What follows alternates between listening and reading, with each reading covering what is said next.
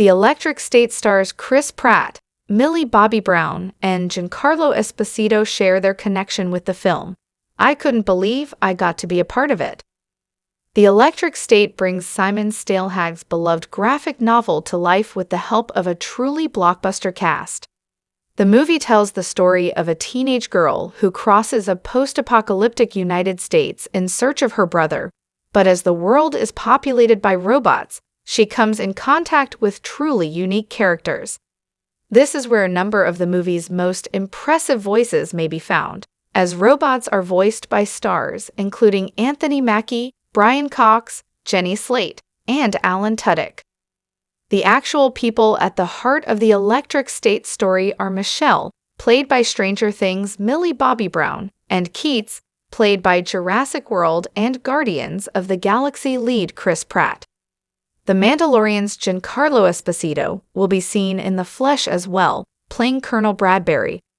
While mysterious, that character is generally known to be one of the movie's antagonists, and will surely make things more difficult for Michelle and Keats. Screen Rant's Joe Deckelmeyer spoke with Millie Bobby Brown, Chris Pratt, and Giancarlo Esposito about their work on the Electric State. The actors discussed what drew them to the backstory-rich world of the movie and what they most resonated with in terms of the film's themes. Plus, Brown shared her excitement about finally getting to work with the Electric State directors Anthony and Joe Russo.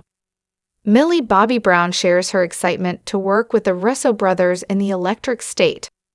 Millie Bobby Brown has been in plenty of projects that have entered the zeitgeist in one way or another, but even she was thrilled to work with the Russo brothers. Her desire to work with them stretches back years, the actor said, to a time when she visited the set of an Avengers movie. Visiting the set with my dad and seeing the way they would direct and the family dynamic on set. It's like a well-oiled machine. I'd never seen anything like it. I was like, I'd love to be in one of their movies. She continued, saying that we'd always stayed connected over the years, but to think they actually even thought of me, asking me to be a part of this, I couldn't even really believe they remembered me, / wanted me to be in a movie of theirs. It was a huge honor to be working with them. The reason I chose the film, honestly, was because of them. Brown was even surprised she was asked to star. I would have been an extra in the film if it meant I got to work with them. When they brought the script in and I was Michelle, I was so flabbergasted I couldn't believe I got to be a part of it in such a beautiful way, too. Keats was inspired by Chris Pratt's late neighbor, Kenny Gundaker. In playing Star-Lord in Guardians of the Galaxy, Chris Pratt is known to have mined experiences and references from his own childhood. The same can be said about his character Keats in the Electric State, as Pratt shared how he drew inspiration from an old neighbor of his. Kenny Gundaker, may he rest in peace, Pratt began, what I remember of him as a 7-year-old is that he was just an icon. Pratt went on, I thought I lived next to David Lee Roth.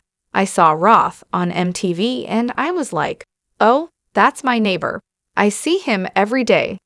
He used to jump around on a little mini trampoline in the backyard in tiger-striped stretch pants with a tiny little electric guitar he would just rip on. It was his swagger and his confidence that just made him so attractive to anyone around him, as I remember it now. The actor elaborated, saying, so, when I was building this character out, I was like, who would that guy be in the 80s? And then gave it a post-apocalyptic world. And let him be kind of past his prime, where would he end up? And what would he look like? I kind of was mining for that with some of this swagger and all of his rings, the things hanging around his neck, and the bleached hair and stuff. Giancarlo Esposito questions everything as Colonel Bradbury, and wants you to question everything too. Giancarlo Esposito is known for making the most of his performance opportunities, especially in villainous or antagonistic roles.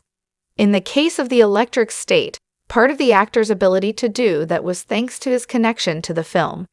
The movie itself, on paper, had a resonance for me immediately. The actor said, it had hope, it had loss, it had courage, it had commitment, and it had follow-through. He's done it all, Esposito said when talking about his specific character, "He's been in battle. He has the most notches on his belt. He's retired and he comes out of retirement to do what he's asked to do, in what he may think is a heroic way, because he can find these runaways and capture them." Ultimately, things may not be so black and white for Bradbury, as Esposito hinted he could find out.